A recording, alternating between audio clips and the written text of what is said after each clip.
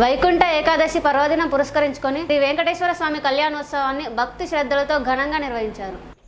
వైకుంఠ ఏకాదశి పర్వదినాన్ని పురస్కరించుకొని శ్రీ వెంకటేశ్వర స్వామి కళ్యాణోత్సవాన్ని భక్తి శ్రద్ధలతో ఘనంగా నిర్వహించారు.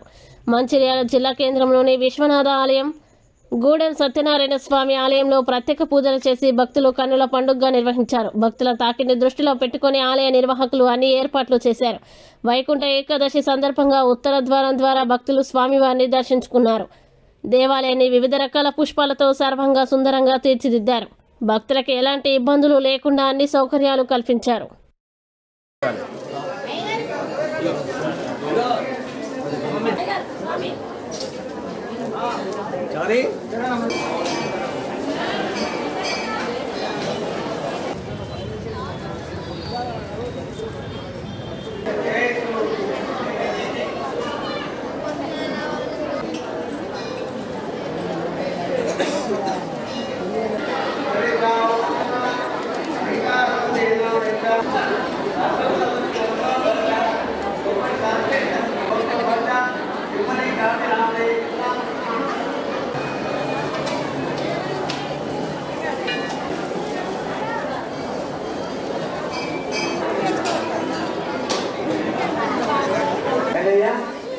భాగ్యలక్ష్మి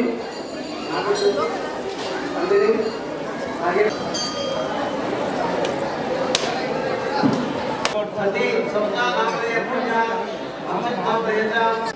జయ సింహనారాయణ.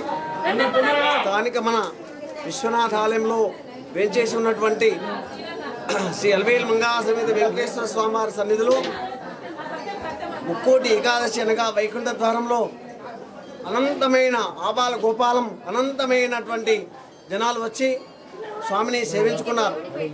ఈ ముక్కోటి ఏకాదశి విశిష్టత ఏమిటంటే ఆ నారాయణుడు దేవతలకు కూడా అయినటువంటి వరాన్ని మనకు మత్స్యలోకంలో అంటే మానవ లోకంలో ఇచ్చాడట.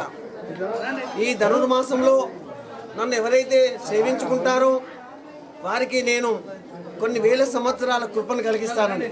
అందుకే ఆ వాక్యంను పురస్కరించుకొని జనాలు మన స్థానిక మంచాల్లో మన వెంకటేశ్వర స్వామి సన్నిధిలో ఉదయం 4 గంటల నుండి శ్రమకు ఓర్చుకొని స్వామివారి అర్చనాది కార్యక్రమం ముగించుకొని తీర్థ ప్రసాదం స్వీకరించి కృతార్థులైనారు.